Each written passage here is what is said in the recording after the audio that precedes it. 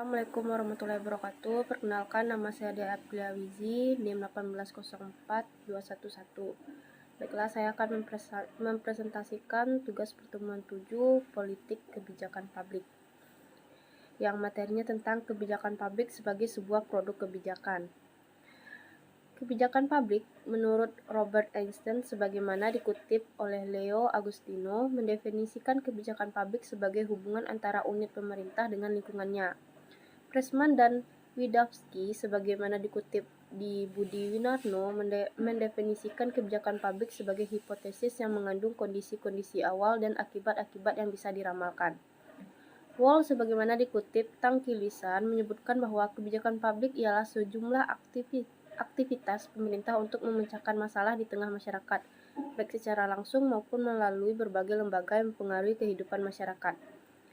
James Anderson sebagaimana dikutip Islami mengungkapkan bahwa kebijakan publik adalah serangkaian tindakan yang mempunyai tujuan tertentu yang diikuti dan dilaksanakan oleh seorang pelaku atau sekelompok pelaku guna memecahkan suatu masalah tertentu.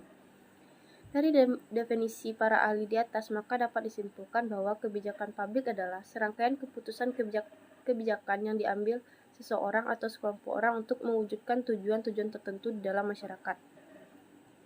Dalam proses pembuatan kebijakan publik, proses-proses politik sangat kental mewarnainya, mulai dari pemunculan isu, kemudian berkembang debat publik melalui media massa, serta forum-forum terbatas.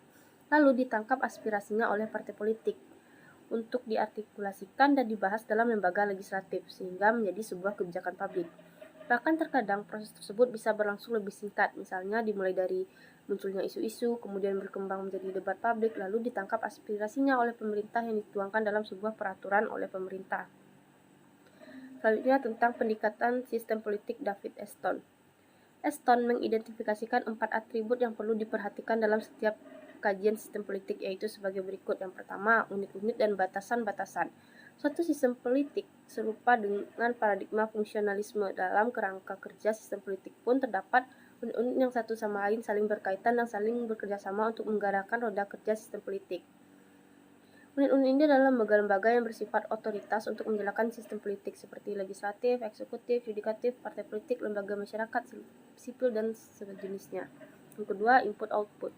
Input merupakan masukan dari masyarakat ke dalam sistem politik. Input dari masyarakat dapat berupa tuntutan atau dukungan.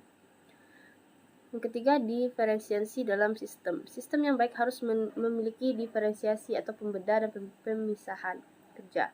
Pada masyarakat modern yang rumit, tidak mungkin satu lembaga dapat menyelesaikan seluruh masalah. Misalnya, proses penyusunan undang-undang pemilu tidak bisa hanya mengandalkan DPR sebagai penyusun utama, tetapi juga harus melibatkan KPU, lembaga pemantau kegiatan pemilu, kepresidenan, ataupun kepentingan partai politik, serta lembaga swadaya masyarakat. Dengan demikian, dalam konteks undang-undang pemilu ini terdapat sejumlah struktur atau aktor yang masing-masing memiliki fungsi-fungsinya sendiri.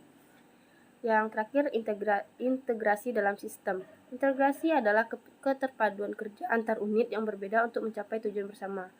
Undang-undang pemilihan umum tidak akan diputuskan serta ditindaklanjuti jika tidak ada kerja yang terintegrasi antara DPR, Kepresidenan, KPU, Bawaslu, partai politik, dan media massa. Ini pendekatan sistem politik Gabriel Almond. Menurut Gabriel Almond, sistem mengandung arti interdependensi atau prinsip saling ketergantungan antar bagian-bagian dan ikatan antar bagian-bagian atau substansi tersebut dengan lingkungannya. Contoh kasus kebijakan publik sebagai produk politik. Contohnya, penerapan kebijakan minyak goreng satu harga, baik itu kemasan sederhana maupun premium. Ini adalah kebijakan yang dilakukan pemerintah untuk menstabilkan harga minyak goreng dan mengatasi kelangkaan minyak goreng tersebut. Baiklah, sekian dari saya. Wassalamualaikum warahmatullahi wabarakatuh.